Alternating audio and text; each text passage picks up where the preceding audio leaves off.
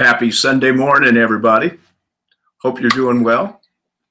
My name is Robbie Laws here, and we're going to go through some back to school boot camp stuff that's going to be, I think, some stuff that's really going to help. Happy Sunday morning, everybody. Hope you're doing well. My name is Robbie. And so anybody wants to weigh in, ask any questions, feel free to do that. We got the live chat all set up, so we can do that. In the interim, I'm going to run through a couple of things. There's some PDF charts available for you. If you haven't already downloaded them, go to TrueFire and get those downloaded. There's one called Rhythm Romp, which it's a 2-page thing that's based on basically some very simple triads and movable ones. So this is to kind of get you out of the old rut of what you've been doing. I like to call this a rut buster, and get you into a new way of thinking and playing. So we'll start right out with this. We'll be in the key of E. For those of you who might be interested in checking this out, we're going to be using this triad, this E major triad here. And then we're going to move up to this secondary chord voicing, which is actually a E suspended 6. I don't know if you can hear that. Then to E7. So we have the 3 chord voicings. E shape, looks like an A shape with a C sharp on the bottom, which is an E suspended 6.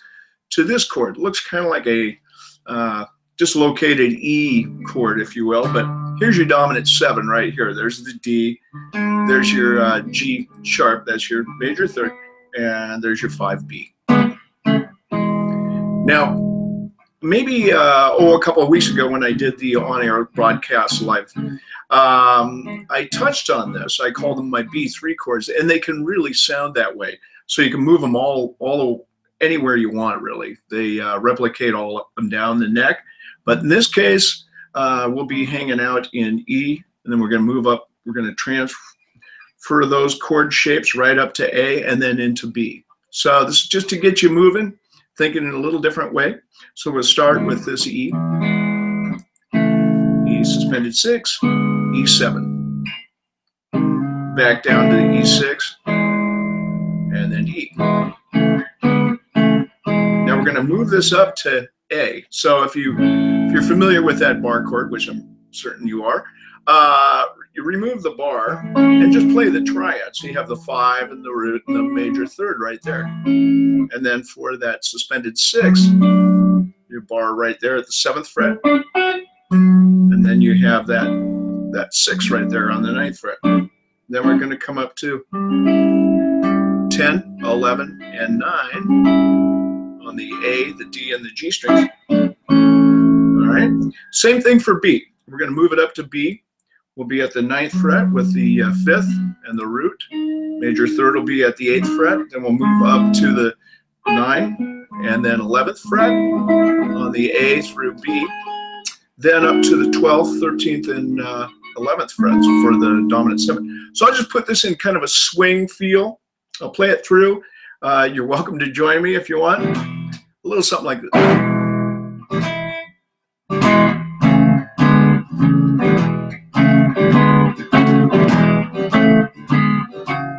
Now we're going to move it on up to A.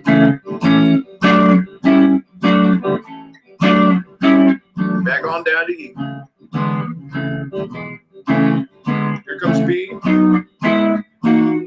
A, and E. Okay, so that's essentially the whole crux of the biscuit, if you will. There's a lot of different rhythms you can apply to this technique. You can even, break these down into dyads or double stops. Remove the middle note, and you get.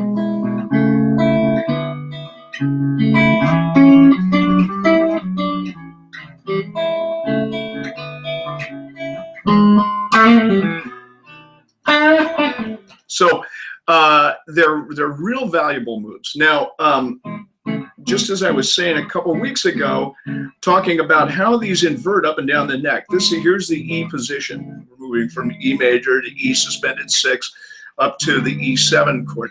So if you look at how you can invert these, here's a C shape of an E. There's a suspended 6. There's a 7.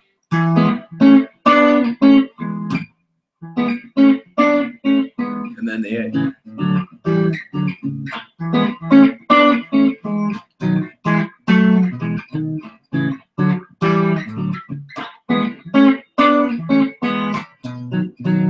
So play around with those and see where maybe you can replicate those in different locations. Just get completely comfortable with the triad itself. Remember, the guitar, as it is an instrument, is an instrument of patterns. So once you learn something in one place, often, not always, but often, you can transfer that up or down the neck. Now, with that said, the key of E is like its own little microcosm where, you know, you're missing a fret. So everything has changed down there. So I always highly suggest that you learn something in E and then learn it somewhere up in the neck. So you're familiar with this pattern up here, but you're also familiar with playing it down there in the key of E as well. So that's a real big helper. The other thing is to make sure you're familiar with your diatonic modes: Ionian, Dorian, Phrygian, Lydian, Mixolydian, Aeolian, and Locrian, and understand the major and minor keys. There's a chart for you that you can download. It looks like this. It's 4 charts in one. I have the major key chart here with all the keys, and then I have the minor key chart here. I have the triads here, and then I have the 4 chord types and the building blocks for those.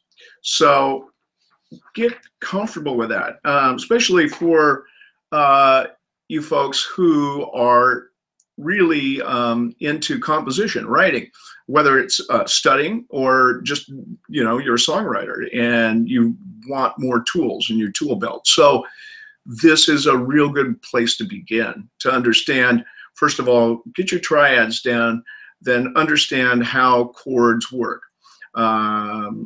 And you can start with a key like G, key of G major, okay? So essentially, a lot of you already know this, but I'm just going back and making sure these are the little gradients, if you will, that sometimes get skipped or forgotten about, passed over, and they're really important steps. That's why you should be focusing in on those to kind of boost your playing, makes it a little bit more robust, and you have more places to go. So we're talking key of G. So if your 1 chord, your 4 chord, and your 5 chord, your 3 major chords in the key. Then you have 4 minor chords, the 2, 3, 6, and 7. And the 7th chord is a minor with a flat 5.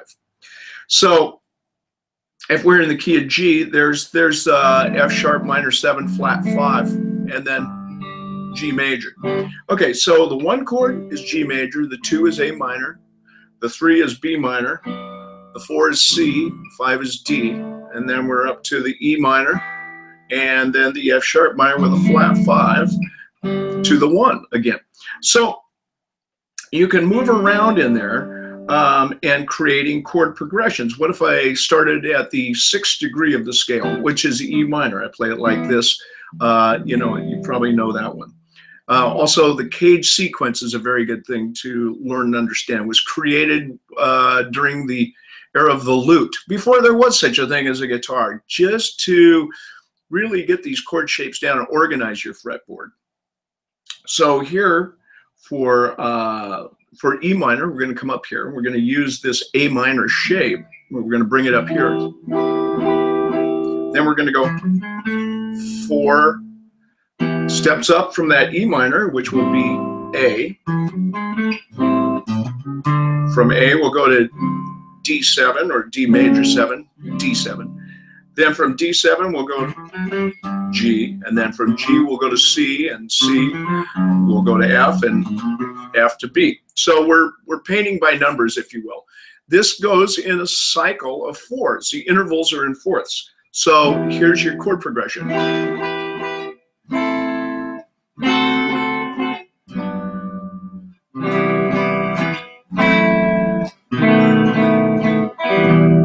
Now you can apply any kind of rhythm you want to it. And this is a very old style of playing. There are a lot of songs that are written that way, like Autumn Leaves, Fly Me to the Moon,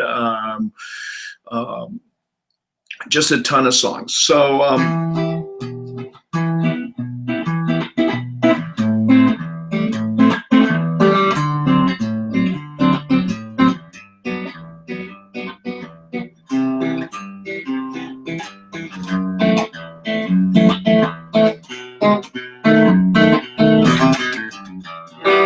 so there you have it. So this is important to understand how these chords lay out in a particular key, so you can write in that way, or figure out what you're listening to. It's very important.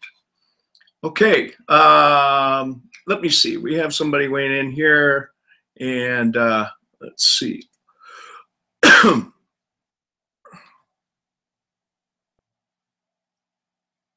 Thank you.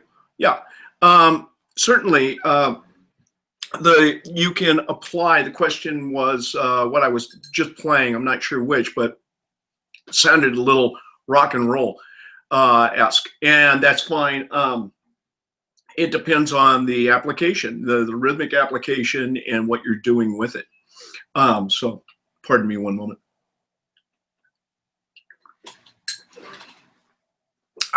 Okay. So, I'm not sure which one that you were talking about, but this stuff can be applied in any particular genre of music. So just know that.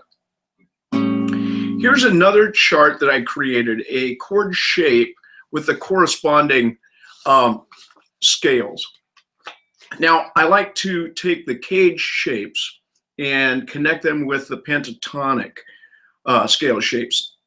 They go really well together. For example, if you're in the key of A, and if we're working out of A minor pentatonic, box 4 comes up right here. And a lot of students have asked me in the past, how come that's box 4 and not box 1, and that's box 5 and that's not box 2? Well, it's based on the notes in the scale. If you're in the key of A, your first note is A. So based on the 6th string root note here, there's your first note. So you have A. And if you play the root note of each one of the pentatonic patterns, you'll get A minor pentatonic. So you have A up to C. There's your 2 box. There's 3. There's D. There's 4. There's E. And there's 5. There's G. So that's how it lays out. So make sure you get the chart of the pentatonics as well. I have the box patterns as well as the diagonals, which is very important to have. The diagonals are great because you actually get almost a half an octave more travel space there on the fretboard. So let's look at this box 4.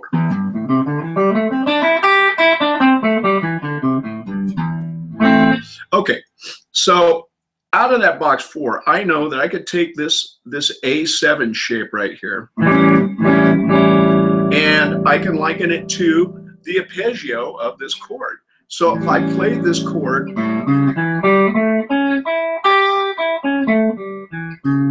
that's an A7, and that's the old A7 shape. So if I played it up here, it's going to play out a little different, right? Or if I played it here, it would...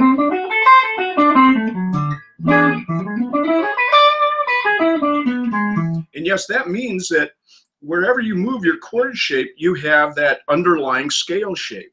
So what you're doing is essentially you're reharmonizing a bit, which is, and we can get deep into that, but usually you're only, it's still relative to the key that you're playing in. So it's nothing to really worry about. And you can substitute a lot of different scales and chords. But let's go ahead and stick with this. We're just going to run 5A dominant 7 shapes up the neck.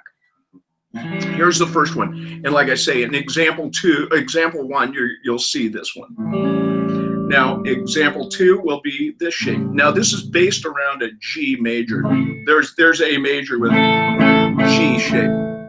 But I tend not to use that. I kind of altered a little bit. I use the root, the 3rd. There's my dominant 7 right there with the pinky there. And then I pick up I pick up the 5 and the root again right there.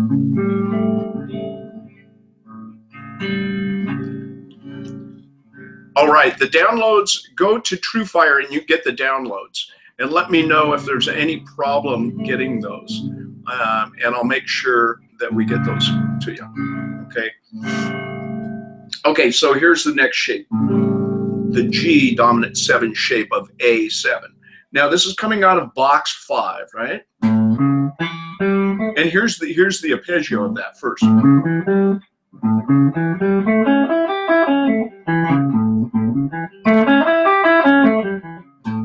Okay, here's the box that underlies that chord. So wherever I play this shape, I have that box there. So I can use the chord arpeggio. I can use the chord. I can use the chord arpeggio, or I could use the box pattern. And quite frankly, if you shorten that chord to some of the greatest instructors in my musical education were jazz instructors. Like I mentioned, the great Mark Stephanie, who was a mentor, a teacher, and a friend, and taught me so many great voicings. This is a shortened version of this chord, and quite frankly, the short chords are really the way to go in a lot of cases. So what I'm using is I'm going to get rid of this 5 and this root down here and just kind of locate right up to here. So I have a root, I have a major third, and I have the dominant 7. Okay, it's really all you need for that dominant 7 chord. You can omit the 5. If you want to add the 5, you can pick it up right here. Or move that third up there. So now we're going to move up to this chord. So this is based out of the E shape. As you see, the E shape. Put a bar behind it. Now we'll lift the pinky up, drop it down here. Now I don't generally use this voicing, but you know, it's definitely part of the cage sequence, so it's important to understand and know how to apply it. Here you have 3 possible root notes you can get within the confines of this chord shape. Also, you have a 5 here and a 5 here, and a dominant 7 here and a dominant 7 here. So it's chock full of doubles up, and that's all right. So here this shape is. Here is the arpeggio for that. Root 3, 5, 7. Root 3, 5, 7. Root.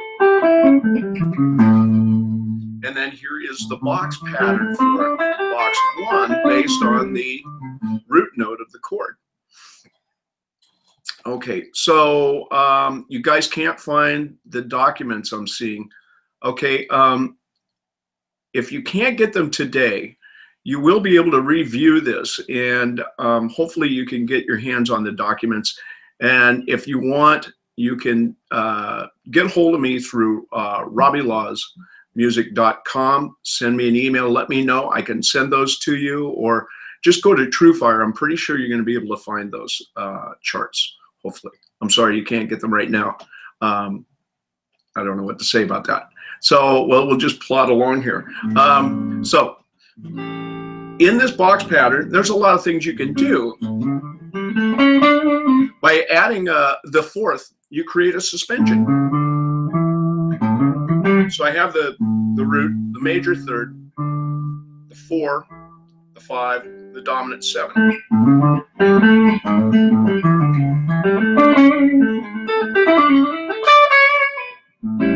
It has a really cool sound to it.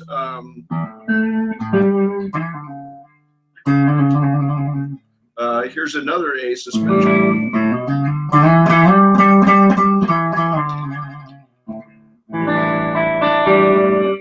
You hear this kind of sound a lot in chords, like, you know, the old D chord, where you raise that third, you create a suspension, you know, that kind of sound, if you recognize it. So here we are suspending this chord by simply one way or the other raising the third. You can maintain that 2 finger right there for the major third, C sharp, and take the pinky and prop it up right in front of that on the same string, and then remove it. Okay, so that works really nicely. Moving on to the next dominant 7 shape, which is out of box 2, which is the Ionian diatonic mode. There we are right there. You hear this a lot in blues.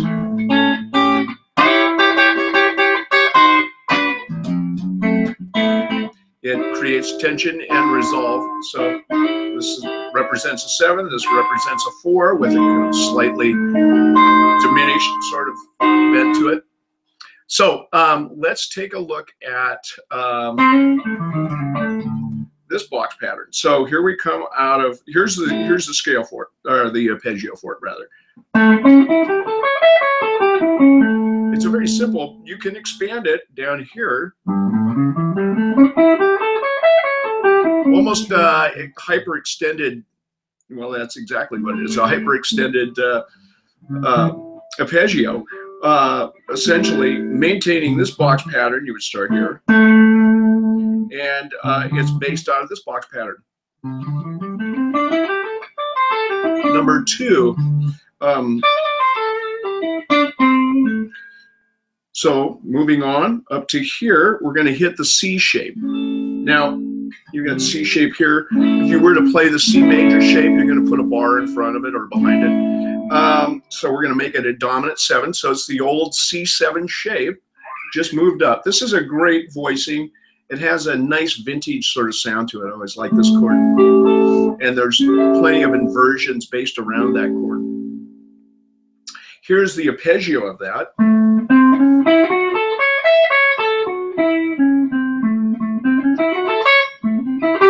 There we are. I knew I'd get somewhere along there. So we have a root 3, 5, 7, root 3, 5.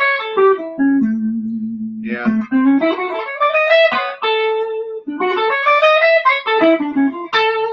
there's a lot of nice little licks. In fact, that puts you in the BB box. For example, box 1, box 2, box 3, okay? Aeolian, Ionian, Dorian, in as far as the modes go. Well, all these relate. They all relate. All the pentatonic box patterns relate to all the modes. There are 2 removed, the Lydian and the Locrian, the 4 and the 7. So what we have is Aeolian, Ionian, Dorian, Phrygian, Mixolydian. And that's how it lays out. So if we look at it like this, now this is what we know as the BB box, because BB King, King of the Blues, loved to hang out in this position. It's great. You can get all the really sweet high notes and the low notes too without having to shift too much on the fretboard. So, you know, right here you get you got.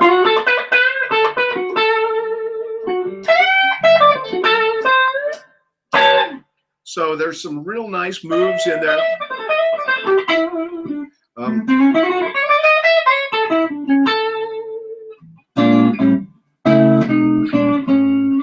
So kind of focusing on that, you're going to find some great stuff in the BB box. Now we're going to move out of number 2. We're going to come up to, number 3. We're going to come up to box 4 where we started. And here we are here again, octave above. And there's the A7.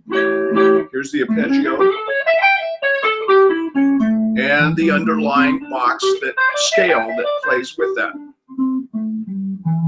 Now, I didn't include any charts that have the cage sequence shapes, chord shapes, along with the pentatonic shapes, but I have a lot of that.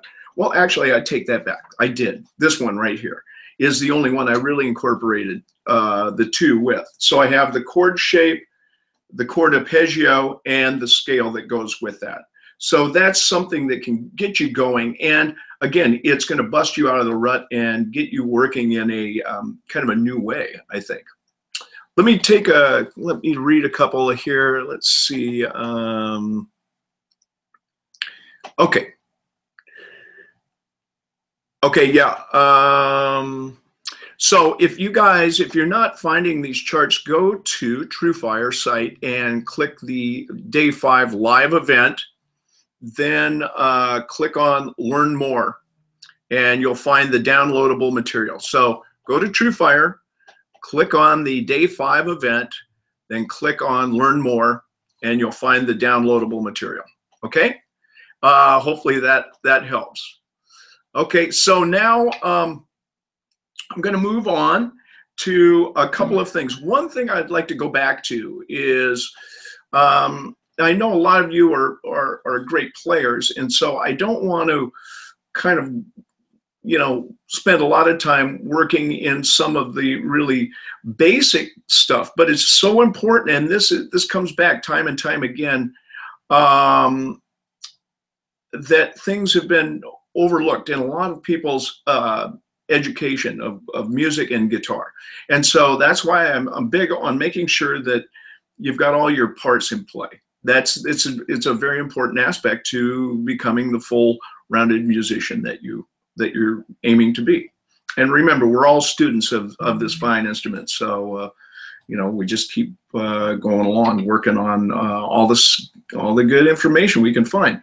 So I'm going to focus just for a moment on some of the diagonal aspects of the 5 pentatonic shapes. You can also get this. Show you. I know you can't see it, but there we have it. Here we have the box patterns on my right, and the diagonal counterpart to each one of those box patterns on the left. So it's very helpful to have that chart if you're not familiar with that. Now, again, with the diagonal shapes or even the box patterns, you can alter them and make them into different shapes. But let's stay with the generic shape that we already have going. So if we have box 4 down here,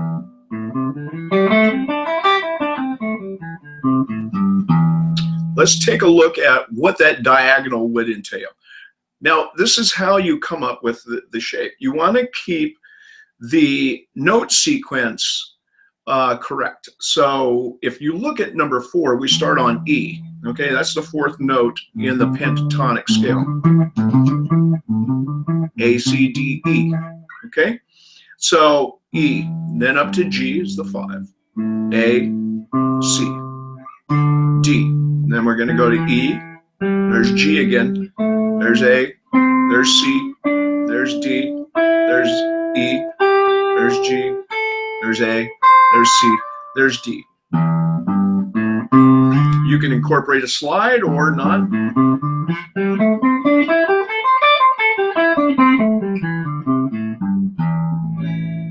Okay, so that's a diagonal. But what I like to do is let's tweak it a little bit. So going up, let's move up. So that's box 4. Let's move up to box 5, and I'll show you what I'm talking about. I like this box because, especially for somebody that hasn't played the diagonals that much, this is really pretty easily accessible.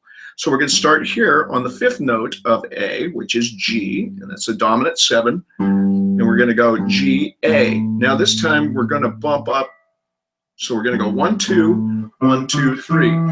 And with these patterns, they're 2-note patterns. The geometric shape, there's actually a matrix. We can get into that. That's a big rabbit hole to get into right now. But there is a matrix to the standard tuning of a guitar. And this is a little aspect of it. So if you look at it like a 2-string pattern, 1, 2, 1, 2, 3, 1, 2, 1, 2, 3, 1, 2, 1, 2, 3. That's your pattern. 1, 2, 3, 1, 2, 1, 2, 3, 1, 2. So that's what we're going to do here. So we're going to walk up G, A, C, D. There we are up to E. Then start all over again. G, A, C, D, E, G, A, C, D, E. So we have that. You can do a little hammer slide. A lot of players play like that. A little legato technique. Or pick every note. Either way, whatever works best for you. Now, we'll ascend like this. But let's descend, starting with the flat 5. Now, this is a note you would find in the minor blues scale. Okay, so, but it's a completely legal, legitimate move. It's just you're flatting the 5, so it's the blue note. So we're going to do a little thing here. We're going to incorporate a little bit of legato technique in that we're going to start with the ring finger on the high E at the 11th fret. And we're going to slide just a half step, followed with a pull off to the 8th fret. So we're sliding from 11 to 10, pulling off from 10 to 8. Okay, so we have that. Now we're going to do a little pivot move here on the B string at the 10th fret. So we're going to go from B string up to the high E and back down to the B. Okay, so far we have the slide, pull, pivot. And we're going to end that pivot right here on the high E at the 8th fret.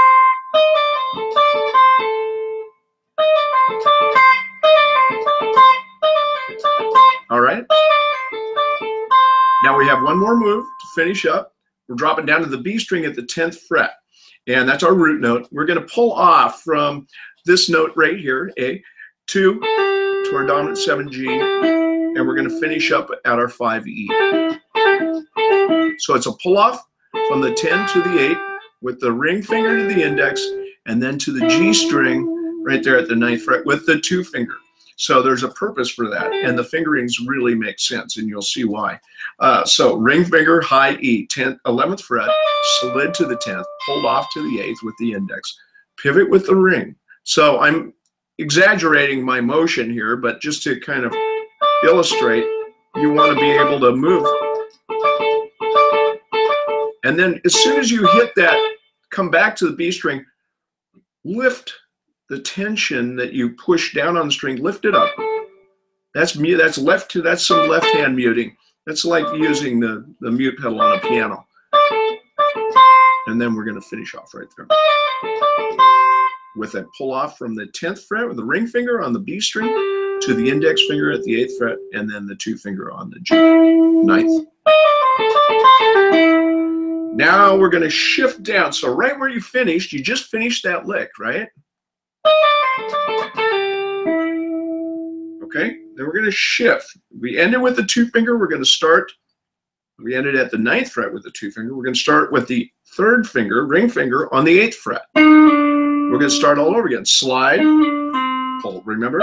Slide, pull, pivot, pull. We're going to go slide, pull, pivot, pull.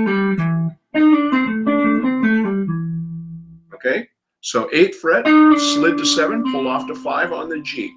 Pivot from the D string up to the G string at the 7th, back down to the D, finish up on the G string at the 5th.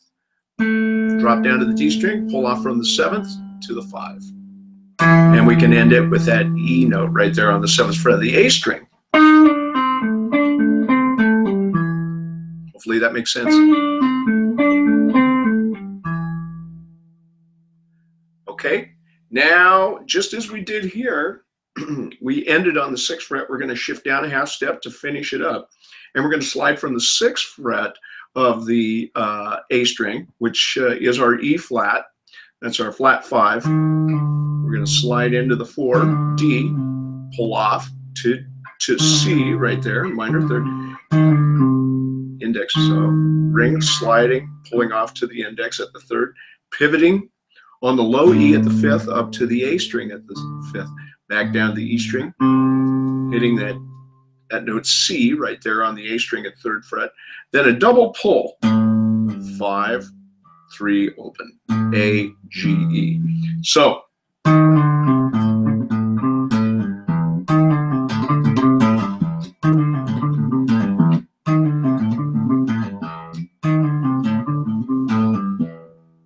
okay.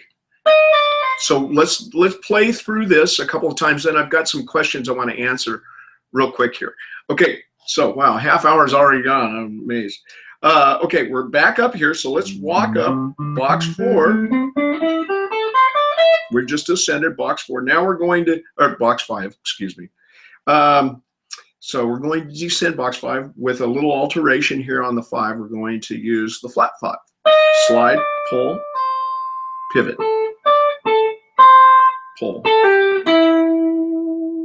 Okay, and we're going to repeat that an octave below. Slide, from the 8th to the 7th, pull off to the 5th. On the G, drop down to the D, 7, 7, that's a pivot, to the G on the 5. Pull off on the D string from the 7 to the 5, then to the 7th fret on the A string. Then our final descending line will start on the 6th fret of the A string, which is E flat, down to D, pull off to the C, and pivot A, D, A, C, then a double pull off from A to G to E.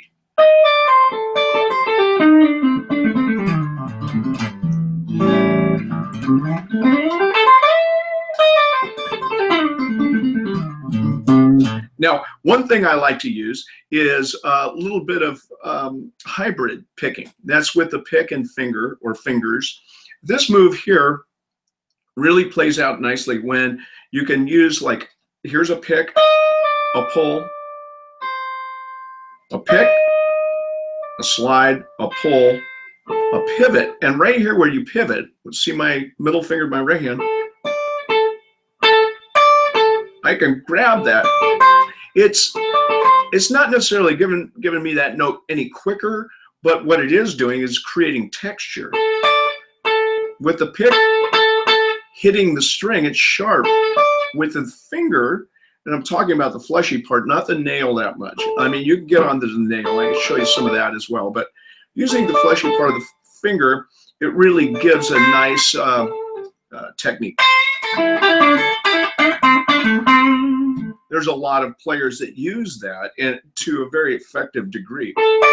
So here we are, slide, pull, pivot, and we're pick, pluck, pick, pull.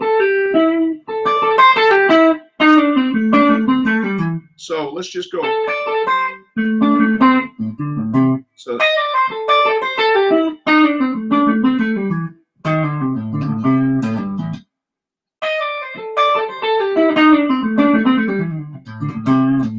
that's a real neat technique. If you're not already using that, I highly recommend developing that. It won't take much time at all. A couple of great ways to practice that is maybe playing a pentatonic scale going up. Just pick, pluck, pick, pluck. There's box 1. And just move up the neck. So that's a great way to practice that. Or here's another way. Take a major scale. Here's Ionian.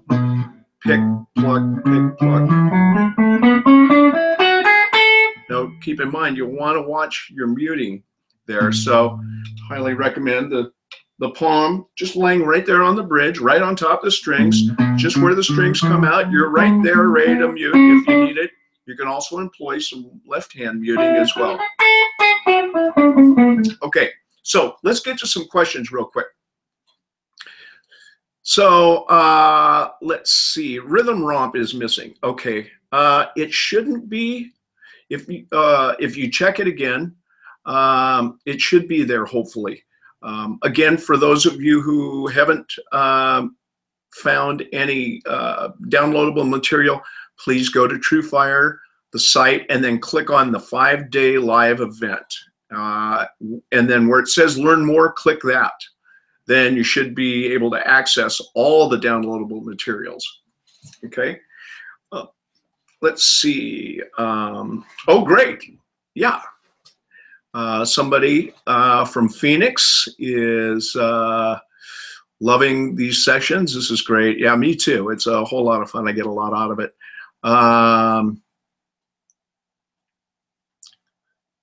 Let's see. Okay, next question. The descending run. It covers 4 bars. Yeah, it could. You know, it's up to you. You could cover 1 bar if you want with it. It's completely up to you how you want to approach. If you want to play it super fast or slow, and it depends on the chord change in itself, I guess, too. That could be 1 bar. There's 2 bars, 3 bars, 4 bars if you like. So there's a lot of possibilities there. Play with that a little bit. Hey, CD, how you doing? It's good to hear from you. My friend CD Woodbury, great guitar player up here in the Pacific Northwest. I haven't seen him in a long while. I think the last time I saw him was up in Seattle on a Sunday night at a place called Raging River. It was a Sunday Night Blues Jam. Hope you're doing well, my friend. Thanks for tuning in. So with that said, some of these techniques you can apply, some of the information, applying the knowledge to these techniques is also something really great. I'll show you something else that will go a long ways in the legato way of approach using this, and this will help a lot, using this finger and the pick. One of the neat little things I like to do is using a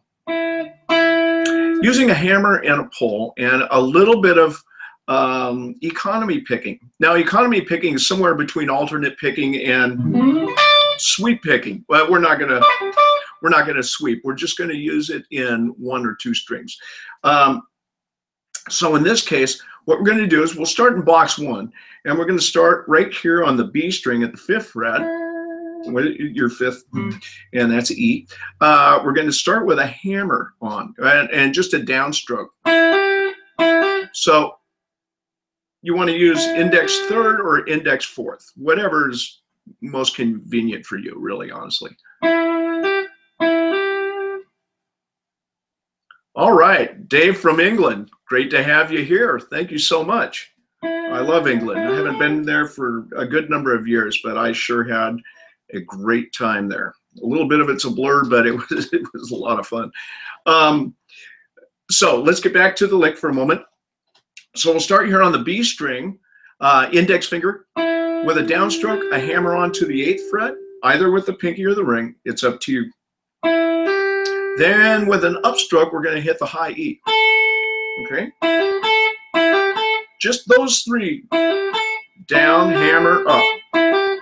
Now we're going to follow with an upstroke onto the B and a pull off.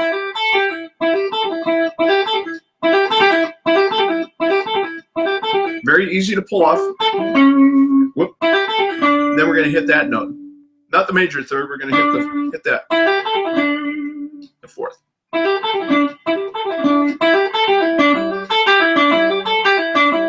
Now this is a great way to practice this technique.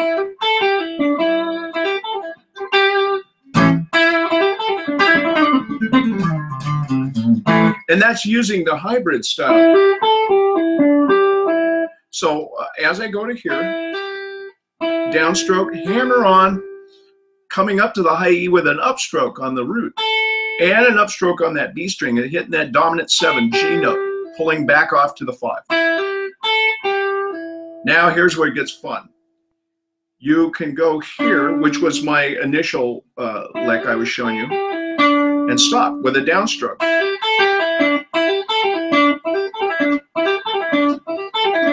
You can practice that. Do it nice and slow and really get the full value of the motion. Concentrate a little bit on what that feels like. Thinking about what it feels like between the left and the right hand. That's a synchronizational exercise, and you want to get into what's known as deep practice. The brain learns, it's hardwired to learn in a specific way. And often you might think you're practicing as a little schizophrenic. You'll go from this thing and then you'll shift over to this thing and this. But don't be worried too much about that, because that's how the brain likes to learn. It takes bite-sized bits, kind of like a computer, uploading a program,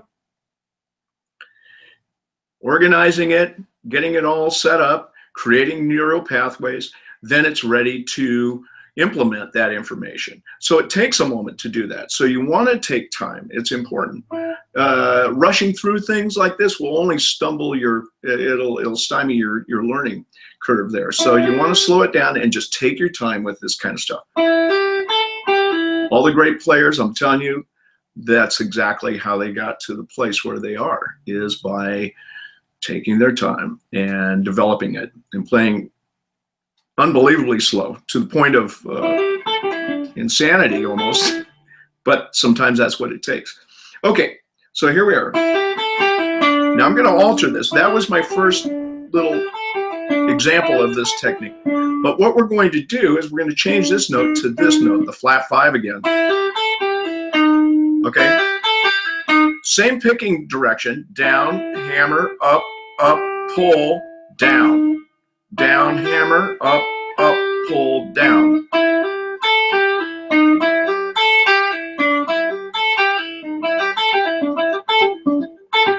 Okay, so what we're going to do once we hit this flat 5 is we're going to employ a little pluck right there on the 5.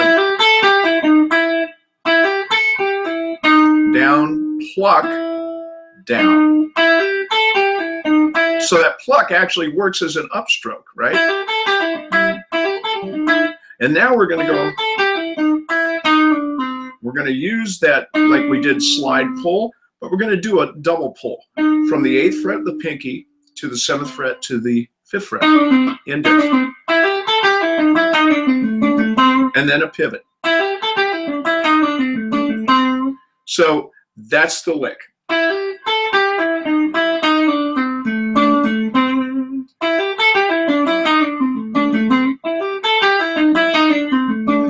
So let's take it one more time, then we'll move on down the line. So, B string, 5th fret, index finger, downstroke, hammer on, either the pinky or the ring. Upstroke, high E, root, 5th fret. Upstroke, B string, back to the dominant 7, 8th fret, ring or pinky, upstroke. Pull off to the 5th fret, index finger. Drop down with a downstroke to the G string at the 8th fret, okay, with the pinky or ring, whatever you want. Then a pluck with the middle finger of your right hand to that 5th right there. Okay, so let's go through that again.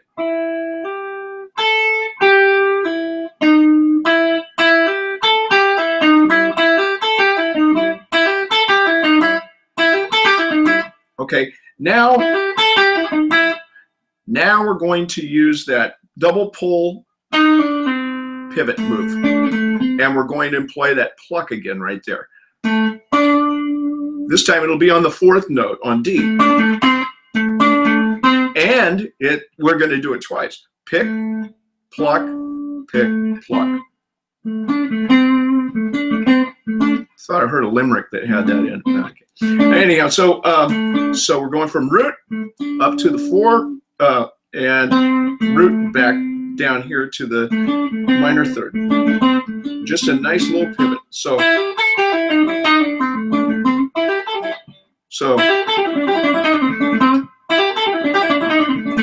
and you can take it down the line and it's a very easy technique to employ. Like I said, you can even practice just playing single note like a spider exercise. Pick, pluck, pick, pluck, pick, pluck. Just to get that up and running. Now, you know, your finger's going to get sore, but hey, you're used to that already. So just you'll work through it. And it's a great technique. Those are some nice hybrid aspects to playing. Let's see, any more questions here?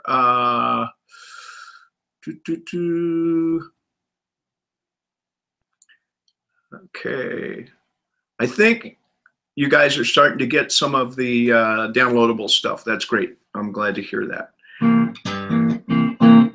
Okay, so moving on here, we have about 10 minutes left, so I want to try to cover a few more things.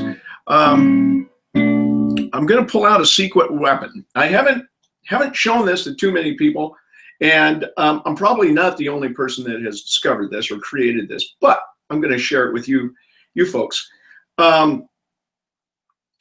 Based on my research on Charlie Christian, and it was quite extensive years and years ago, I decided that this guy was a pattern player. He was a great musician and such great phrasing and composition of notes and melody.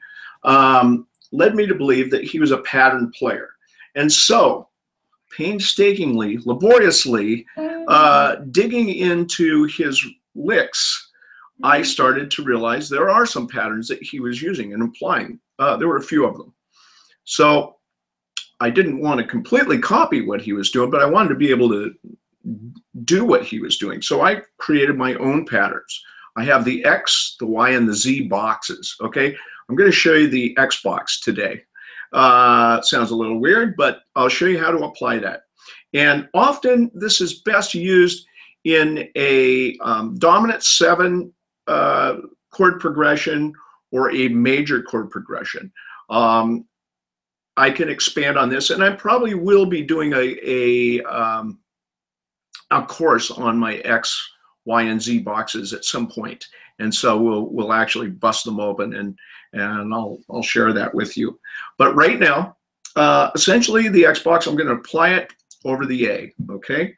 And I'm going to keep the minor box pattern number 1 still there as well, so it will be superimposed over this box pattern. I'm going to apply the X box. Now the X box is made up of major and minor components. So we're going to start here on the D string, and it's a 9-note scale, kind of like a super low. You've heard of the bebop scales, so it's similar, but yet has one extra note than that. So here we are. We have the dominant 7. Then we have the major 7. Now the dominant 7 often indicative of a minor scale, but certainly in the Mixolydian, that's a major scale and it has a dominant 7, so it's not uncommon. There's the dominant 7 or flat 7. There's the major 7, often found in major. But if you were to be playing a minor major 7, you would find it there too. But chances are you're not going to play that too much. Okay, let me back up. One question. Let's see. What box? Okay, I'm assuming that maybe you might be talking about the box that we're working in. So it's box 1, key of A minor, going from the scale. We will be applying a dominant 7 chord voicing to it. So we do have the dominant 7. We have a major 3rd here. So we will be playing major chords against a minor scale, which we often do. And it's ubiquitous in blues, rock, and Americana, and other musics around the world. So box 1. Now, and I'm explaining my X box here. So it's built on components of major and minor. So here's the dominant 7, major 7, root. Both of them have a root. Here's the minor 3rd, C. Here's the major 3rd, C sharp. There's the D. That's the 4. Here's the 5, E. Here's the sharp 5, often found in like Aeolian, for example. There's sharp 5, and the 6, very much found in the major. Okay. Now, okay, yes, you can make sure you go to TrueFire and look for downloadable, learn more, hit the downloadable materials button there, and you should be able to find all the charts that I've created. There's 4 or 5 charts that I've created for you. What I'm showing you now is not on a chart, but it will definitely be at some point. Okay, so just stick with me on this, and then I'll try to finish up as quick as possible and try to get all the answers for you, or try to answer all the questions. Okay, so there are the 9 notes: dominant 7, major 7, root, minor 3rd, major 3rd, the 4, the 5, the sharp 5, and the 6. Very simple. Now, if we played over a commonly, kind of an old school jazz, based around rhythm changes.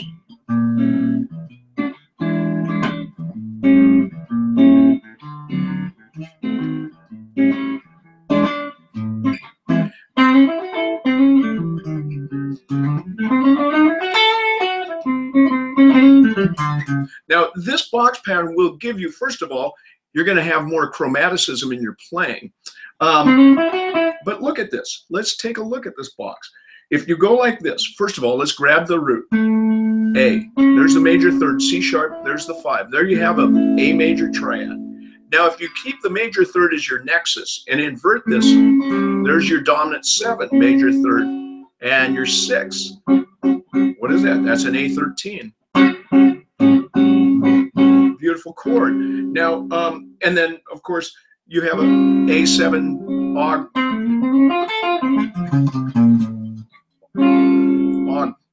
augmented, so that means the 5 has been raised. So you have a dominant 7, major third, sharp 5, and you put the root on the top if you like. Here you have there's your 4 chord. This is all within this 9-note box. There's your D7. Here's your 5 chord. There's a E9. Okay.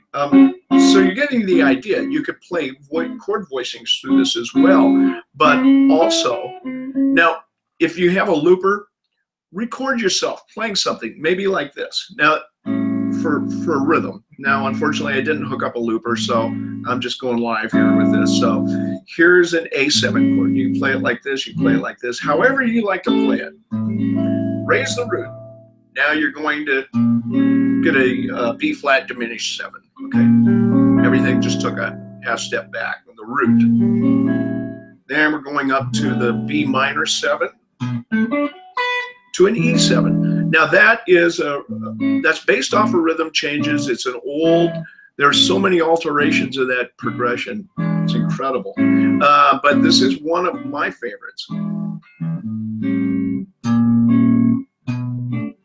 Okay, with that, you can play this box pattern. You can employ the minor pentatonic box 1 along with the X box, and it's going to give you a more jazzy approach to playing. There are other applications, such as chord substitutions, inversions, that sort of thing outside of this. But just for now, just applying this over top of a scale that you're using, either minor or major.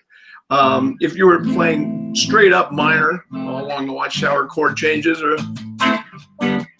it might sound a little funny here and there, but definitely you're not going to get in trouble with dominant. Nice pastoral chords, 6s, 13s, 6 9s, that sort of thing. It's going to sound great. So some of the cool little licks you can get. Very, very indicative of the swing era. And you're just playing what you're playing is a 6, minor third, major third. Or how about, what a nice little line to move from the 1 chord to the 4 chord. If I can remember what I just did.